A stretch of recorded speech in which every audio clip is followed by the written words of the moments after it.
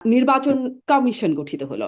আহ, নির্বাচন সংস্কার কমিশনের প্রধান, একটু আপনার কাছ থেকে শুরুতেই এটি জানি যে আপনি কিভাবে, আপনার দৃষ্টিতে কেমন হলো নির্বাচন কমিশন?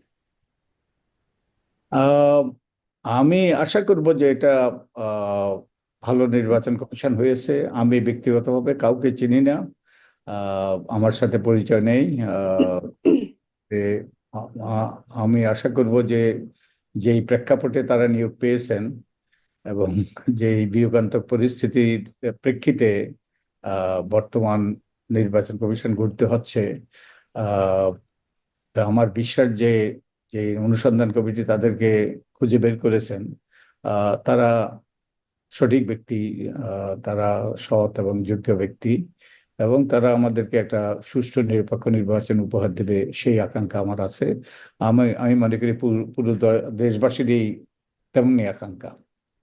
জি, ডক্টর মতিউল আলম মজুমদার, মানে যেই প্রসেসে এটি, এই নির্বাচন কমিশনটি গঠিত হলো, সেই প্রধান নির্বাচন কমিশনার ও অন্যান্য নির্বাচন কমিশনের নিয়োগ আইন, যেটি আওয়ামী লীগ সরকারের আমলের আইন, এবং সেই সময়ে এই আইনটি নিয়ে সমালোচনা করেছিল বিএনপি সহ মাঠে যখন তারা যারা বিরোধী রাজনৈতিক দলগুলো ছিল, সেই আইনের অধীনে এই নির্বাচন কমিশনটি গঠিত হলো। এবং যেটি আরেকটা সমালোচনা এটি আছে যে আগের নির্বাচন কমিশন গঠিত হওয়ার পরে আমরা মানে নানা জায়গা থেকে যেমন সমালোচনা হয়েছিল যেটি আহ সরকারি অবসরপ্রাপ্ত কর্মকর্তাদের পুনর্বাসন কেন্দ্র, এরকম একটা সমালোচনার জায়গা হয়েছিল। আহ, এবারও ঠিক ওরকমই প্রধান নির্বাচন কমিশনার সহ বাকি সব কমিশনার সবাই অবসরপ্রাপ্ত কর্মকর্তা। পরিবর্তনটা আসলে কি হলো? আহ, পরিবর্তন, আশা করি যে ব্যক্তিদের গুণগত মানে পরিবর্তন এসছে। আমি আশা করি যে ব্যক্তিরা যারা নিয়োগপ্রাপ্ত হয়েছেন তারা পক্ষপাতদুষ্ট নন। আর যেটা, হ্যাঁ, আগের যেই বিদ্যমান আইন, এই আইন নিয়ে অনেক সমালোচনা আছে, এই অনেক দুর্বলতা আছে। তবেও এই আইনের অধীনে যে অনুসন্ধান কমিটি করতে হয়েছে, আর যারা এই কমিটিতে ছিলেন তারা আহ, নির্দলীয় ব্যক্তি ছিলেন এবং তারা আহ, সম্মানিত ব্যক্তি। তো আমি আশা করি যে যে একটা দুর্বল আইনেও যদি সঠিক ব্যক্তিদেরকে নিয়ে অনুসন্ধান কমিটি করতে হয়, তাহলে একটা সঠিক নির্বাচন কমিশন গঠিত হইতে পারে। তো আমি বিশ্বাস করি যে তাই ঘটেছে।